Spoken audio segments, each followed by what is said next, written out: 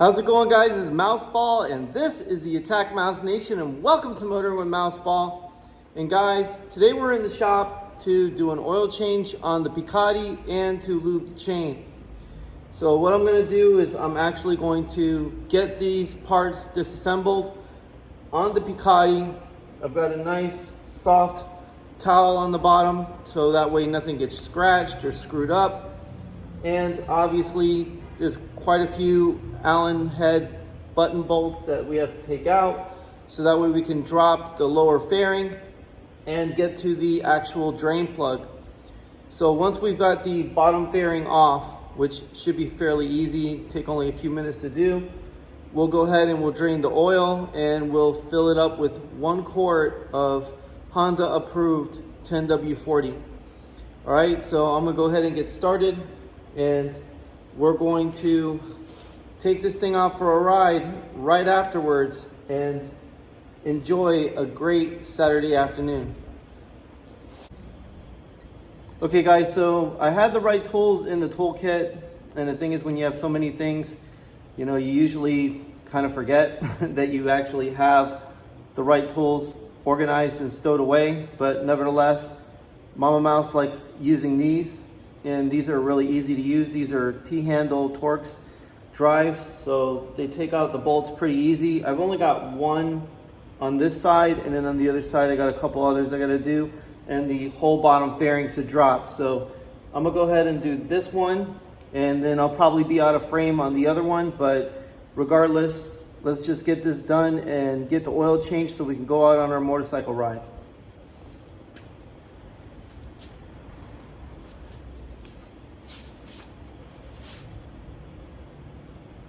So again, if you don't really enjoy doing stuff on the floor, you might want to get a motorcycle lift. But honestly, I really don't care if I'm on the floor.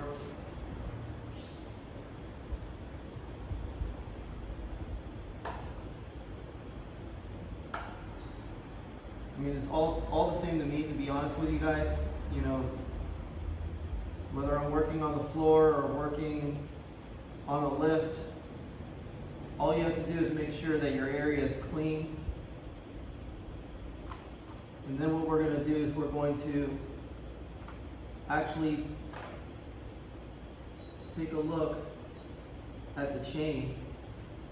All right, so we're going to let that hang there, and we're going to get the one on the other side, and that whole fairing should pretty much drop.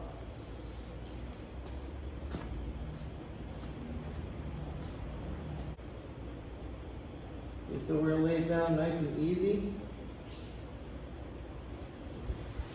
And just like a rug, we're going to pull everything off to the side. Because what we need to do is get a pan to drop the oil in. And we're also going to change the filter, which I'm going to put the angle where you guys can see me changing the filter.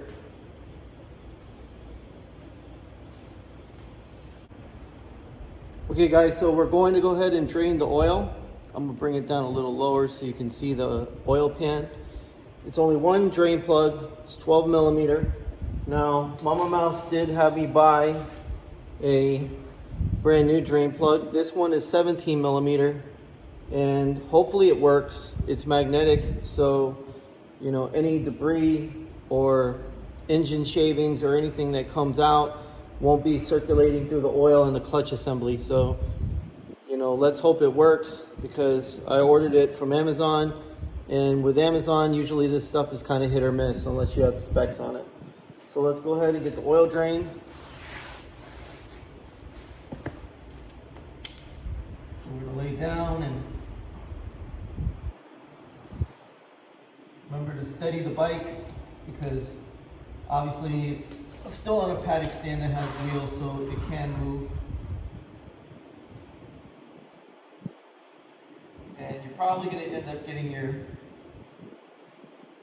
hand covered in a little bit of oil, which is expected, or maybe not, depending, but we definitely want to change the oil for sure.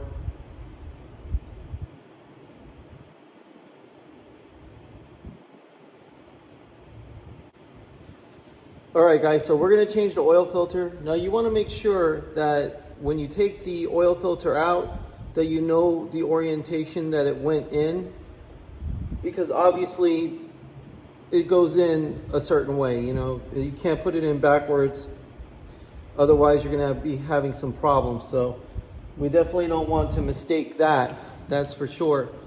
Now, as far as the oil's at a drip, which is where you want it.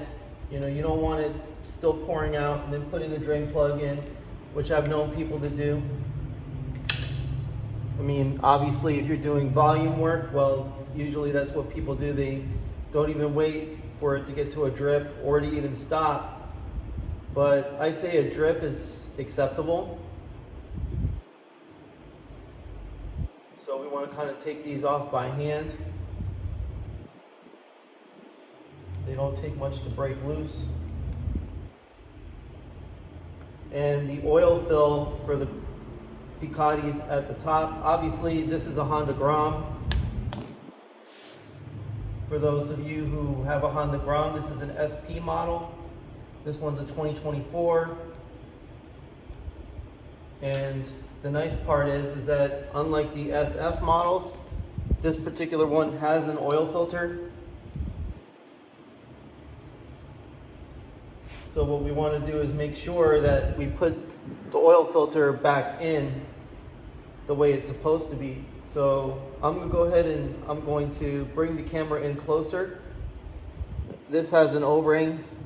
Once the O-ring starts to feel like it's flat, it needs to be changed,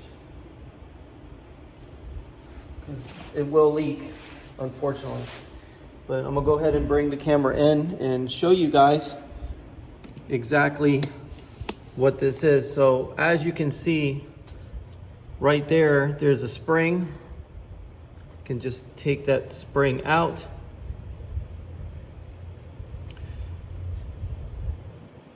And as you can see, it's stuck in there. So what we want to do is we want to remove it. All right, there's a little ledge on the inside of the filter that will allow you to use a pocket screwdriver to pull it forward. It takes some finagling. I'm pretty sure people have way better ways of doing this than I do, which is fine. It's not a competition when I'm just trying to change my oil. But as you can see, there's a little insert for the new filter, and I like cleaning the whole area out with a towel just to make sure that I get everything. And what's really crazy is that everything's so tiny on this little bike. I mean, from the oil filter, and that just pushes in. Make sure to have it centered, which it will push out, but it doesn't matter, because once we get the 8mm bolts in and the spring in, it should center on its own.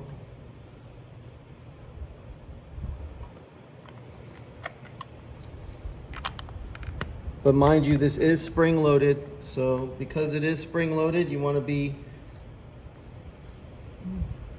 good with the bolts. That'd be a lot better if the camera wasn't in the way, but I want you guys to be able to see what I'm doing here. If you happen to get yourself one of these bikes, which I adore this little thing, it's really amazing. Great on gas. Obviously, you've seen what I've done with the paint work on it. My friend Jim has one, so, you know, obviously having friends that have these bikes makes it even more fun.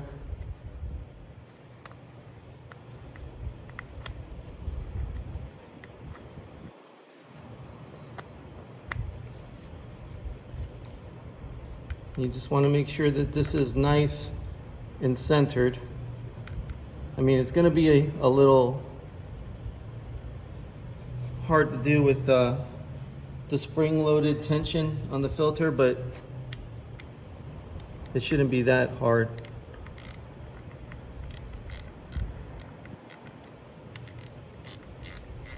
And just little by little, each one, tighten it down until you get them snug. And then what I do is just this right here, this little quarter turn. You do what we call a double check.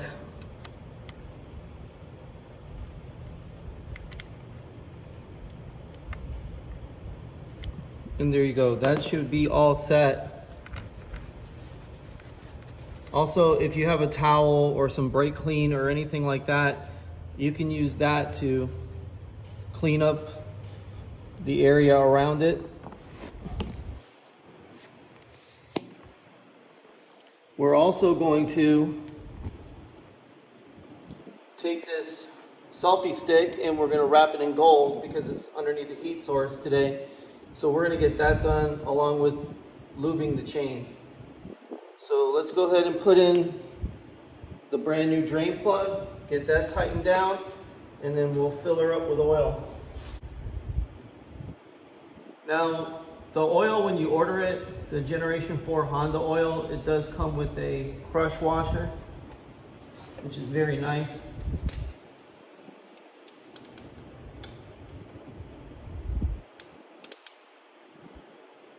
Again, you don't want to over tighten your drain plug. You want to just make sure that you feel it out. And especially with a long wrench, it's very easy to over torque it. So I'm taking my time trying to feel for when it's tight. Once we got this thing started, we're going to check for leaks. If there's no leaks, which there shouldn't be, then what we're going to do is we're going to put the fairings back on, and then we'll be off on our motorcycle ride, having a good time. Okay, so we're going to start pouring our oil in. Now, mind you, the angle ain't perfect, so you want to kind of keep an eye on things and make sure that you're not spilling this precious oil on the ground. What you can do is just hold it up like this, which is probably the best way to do it. Make sure you have the nozzle part inside the hole as deep as you can get it. And obviously, since it's level on a paddock stand, it makes it that much better, because now when you go to check the sight glass to see the oil level, you know for a fact that you got everything that you need in there. Now the thing is that for this particular bike, it's only 1 quart of oil, which is extremely cost effective, and it's the SAE 10W40 Gen 4 for 4 strokes. Remember, if you have a 2-stroke, you have to buy specific oil for a 2-stroke, because 2 strokes use gasoline and oil as a mix, because their cycle is totally different from a 4-stroke.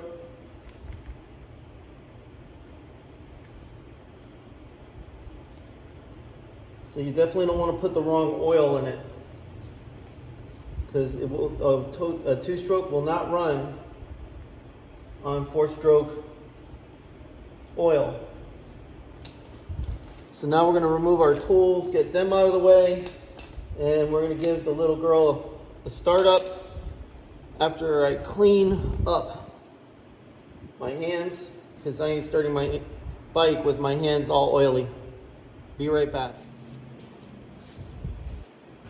Okay, now that we have our oil change done, what we're going to do is we're going to go ahead and start it up, and we're going to go and put it through the gears, make sure everything works, you know, that we have light, that we have all the controls working, and then we'll put everything back together and we'll be off on our ride.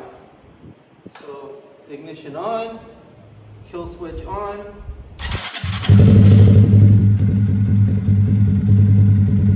Right, then we're going to go ahead and we're going to check for leaks.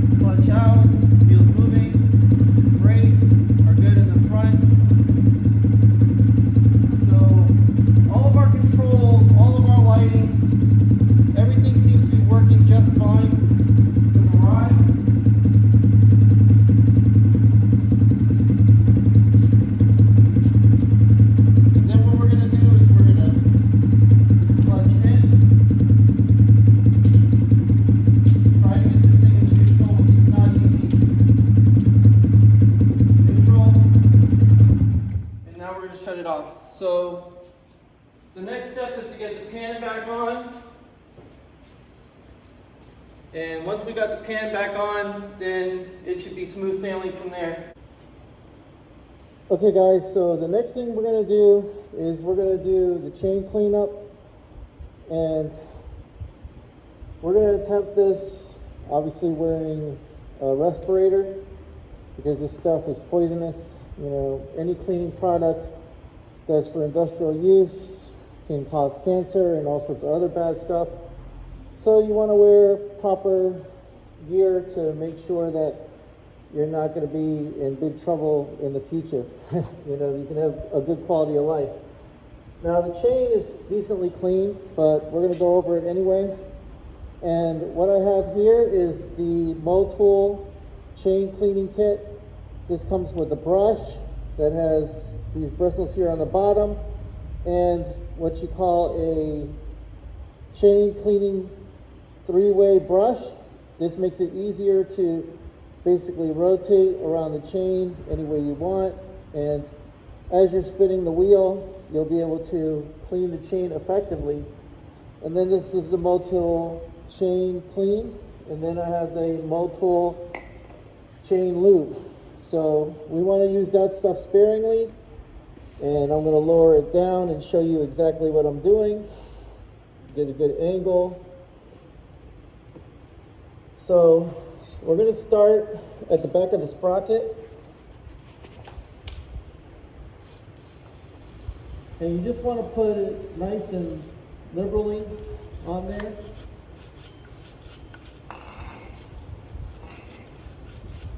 What I'm doing is I'm just cleaning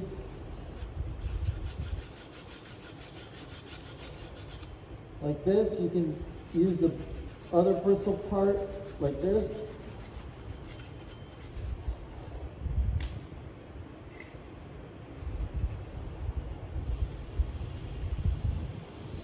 I'm going to go at the back of the sprocket first.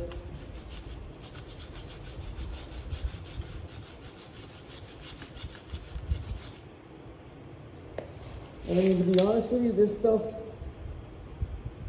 is not that bad.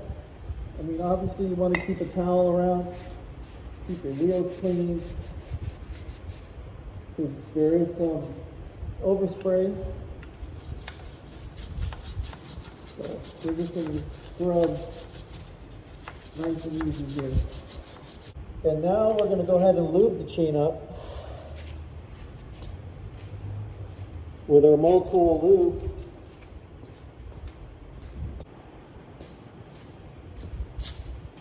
Now the nice thing about this Mouseball stuff is it comes with a long stick right here. So that will allow you to actually lube the chain fairly effectively without getting a huge mess everywhere, which if you're going out on your bike, you want your bike to look as nice as you can possibly get it. So you definitely don't want splatter all over the place. So when we lube the chain, we're just going to lightly dab it with the towel to make sure we don't have excessive lube on the chain, because that will be a problem.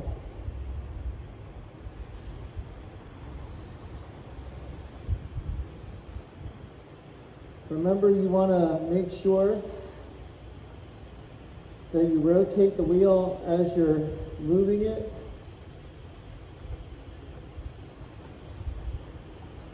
Again, the wheel is going to get some overspray, so be sure to clean the wheel after you're done. Now you're going to look for the master link to come back around. And again, the master link is definitely a unique looking link in the chain. It's the one that connects both parts of the chain together to form the chain.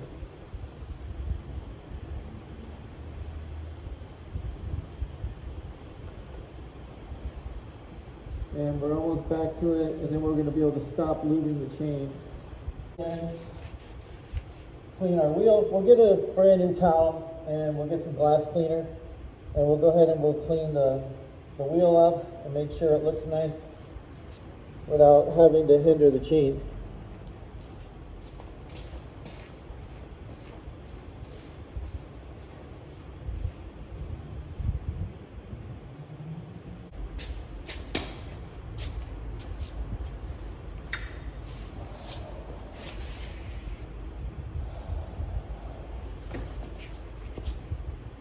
Now, when you go to clean your wheel, don't spray the glass cleaner directly on the bike.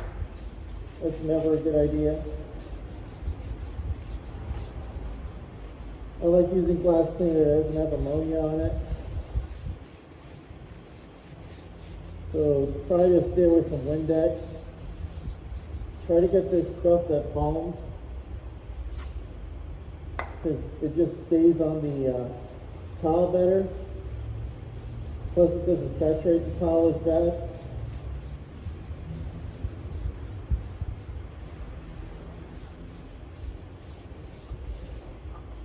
That's a full rotation. We're going to go on the other side and get it. Go ahead and remove your little mat.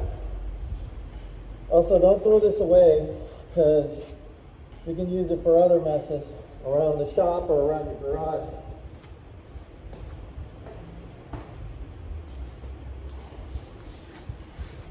So you want to get the other side. And again, since it's on a paddock stand, it's easy to roll, which is why a paddock stand, whether you get it from Amazon or you get it from whatever company you feel good about, is definitely a must.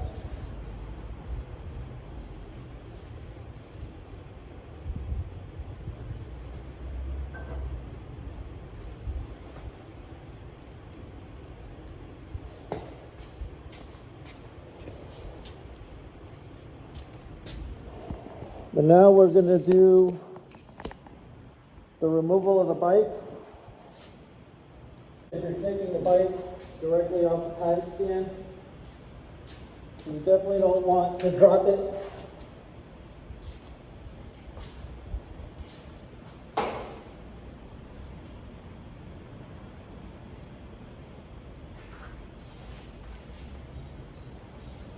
You definitely don't want to drop the bike.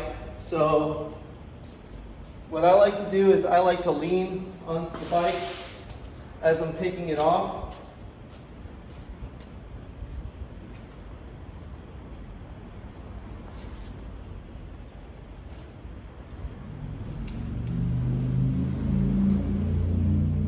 Make sure the kickstand's down, obviously.